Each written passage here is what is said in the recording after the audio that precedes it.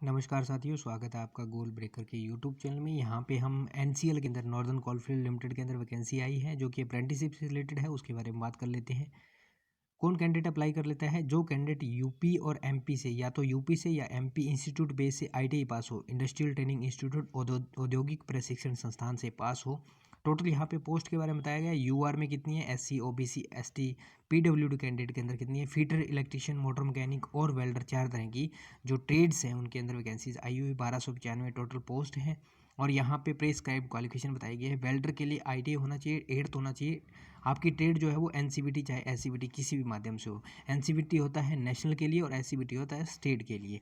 उसके बाद आता है इलेक्ट्रीशियन के लिए सेम है, वहाँ पे 8 था, यहाँ पे 10th प्लस आईटीआई। उसके बाद वेल्डर आईटीआई और 10th, मोटर मैकेनिक आईटीआई और 10th होना जरूरी है। लेकिन ध्यान रखना एनसीवीटी एससीवीटी हो, यूपी और एमपी से ही हो। मिनिमम मार्क्स जो है वो 50% जनरल कैंडिडेट के, 45% OBC ST PWD SC candidate, इनके लिए होना चाहिए। कट ऑफ डेट कब निर्धारित की जाएगी? कट ऑफ डेट आपकी आएगी 12 दिसंबर 2021 के बाद में। उसके उसके डेट को कट ऑफ डेट निर्धारित की जाएगी। उसके बाद के कैंडिडेट इंक्लूड नहीं किए जाएंगे, उससे इस तारीख को इंक्लूड किए जाएंगे, यानी कि इस तारीख से पहले पहले जो कैंडिडेट कर चुके हैं।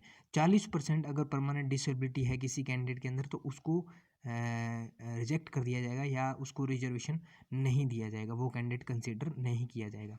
नीचे एज लिमिट के बारे में बताया गया है। मिनिमम 16 ईयर, मैक्सिमम 24 ईयर होनी चाहिए 20/12/2021 तक। लेकिन एज रिलैक्सेशन 5 साल का मैक्सिमम दिया गया है एससी एसटी कैंडिडेट को, 3 साल का दिया गया है ओबीसी को, और 10 साल का ये दिया गया है रिलैक्सेशन किसको?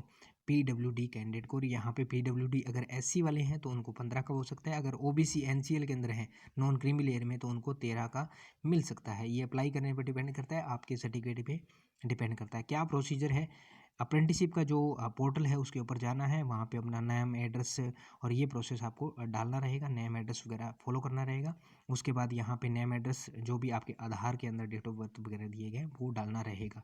कब से कब पोर्टल अवेलेबल है? 6 दिसंबर से लेकर के 20 दिसंबर 2021 तक पोर्टल आपको अवेलेबल है, यानी कि 6 तारीख का ओपन हो जाएगा और उसके बाद 20 तारीख को क्लोज हो जाएगा। सिलेक्शन का प्रोसेस क्या है? सिलेक्शन का प्रोसेस आपकी मेरिट के बेस के ऊपर सिलेक्शन प्रोसेस है। मेरिट किस में?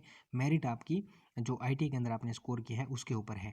और मान लीजिए अगर दो कैंडिडेट सेम मेरिट के पाए जाते हैं तो उनके पास उसके बाद उनको 10th और जो 8th है उसका मार्क्स भी इंक्लूड किया जाएगा उसके हिसाब से, या फिर उनकी जो डेट ऑफ बर्थ है तो उसके हिसाब से आपका मेरिट जो है वो निकाला जाएगा। नेक्स्ट अगर हम बात कर लेते हैं, आगे आपको दिया है general condition, terms and condition, इसके बारे में कुछ बताया गया है जो भी आपकी जनरल बातें हैं।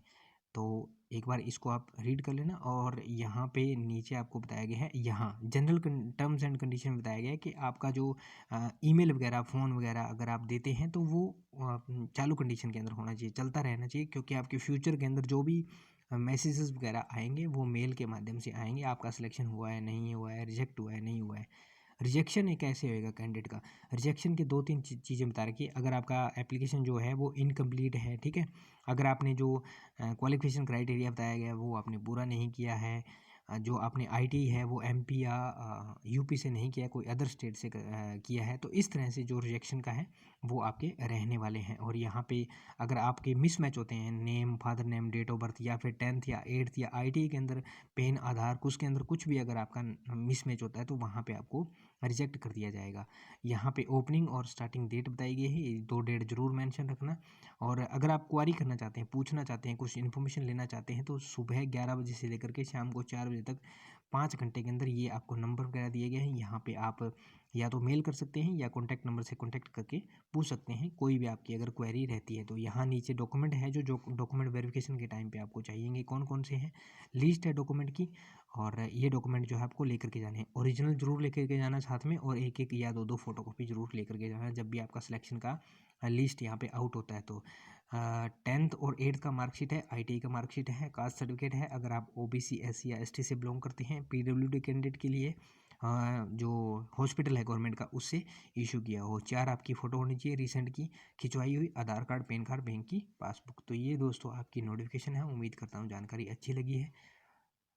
वीडियो को लाइक करना, दोस्तों के साथ शेयर करना, चैनल पर पहली बार विजिट करें तो चैनल को सब्सक्राइब कर लेना। मिलते हैं नेक्स्ट वीडियो में नेक्स्ट अपडेट के साथ, तब तक के लिए जय हिंद, जय भारत, वंदे मातरम साथियों।